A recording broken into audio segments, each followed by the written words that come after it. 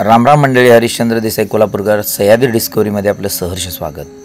सह्याद्री म्हटलं की कडाकपारी, नद्या, नाले, उंच उंच डोंगर रांगा, हिरव्यागार सगळीकडं निसर्ग पसरलेला आणि या सह्याद्रीत जैवविविधता आपण पाहत आलो आहेच आता आणि आपल्याला ती ज्ञात आहे.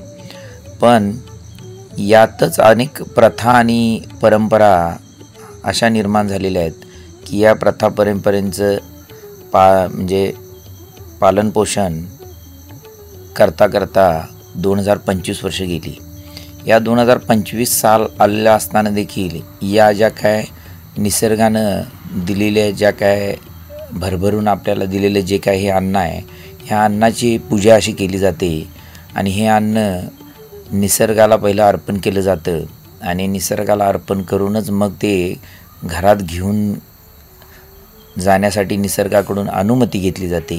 या सगळ्या रूढी परंपरा का बरं निर्माण झाल्या असतील आणि याचा उद्देश काय असेल आणि या कशासाठी आपल्या पूर्वजांनी निर्माण केल्या असतील याचा आपण विचार करणं खूप काळाची गरज आहे. आता खूप महत्त्वाचा आहे हा विषय असं मला वाटलं म्हणून आपल्याशी चर्चा करावी म्हणून या विषयावर आपण थोडंसं बोलतोय. तर अन्न हे पूर्ण ब्रह्म आहे हे आपल्याला माहीत आहे आणि अन्न हे पूर्ण ब्रह्म असताना त्याला ब्रह्म म्हणूनच त्याचा स्वीकार करावा आणि ब्रह्मज्ञान किंवा ब्रह्म हेच विश्व आहे आणि सर्वस्व आहे आणि या सगळ्या गोष्टींचा आपण अभ्यास करत आलेलो आहे. आणि शेतात जर पिकलं नाही तर आपण खाऊ शकत नाही. अन्न कोणत्याही फॅक्टरीत तयार होत नाही आहे आणि असं अन्न जो शेतकरी तयार करतो तो एक निसर्गाचा देवाचा आशीर्वाद म्हणून आपल्याला निरोगी आयुष्य मिळावं, आपलं जीवन निरोगी राहावं आणि जे निसर्गानं दिलेलं आहे आपल्याला भरभरून त्याची पूजा करावी आणि मगच त्याला घरात घेऊन जावं. हा जो काय पायंडा पडलेला आहे, ही जी रूढ तयार झालेली आहे याच्या पाठीमागचं कदाचित सायन्स देखील असेल आणि हे 2025 वर्षापर्यंत आजपर्यंत चालत आलेलं आहे आणि आम्ही ते टिकवून ठेवलेलं आहे.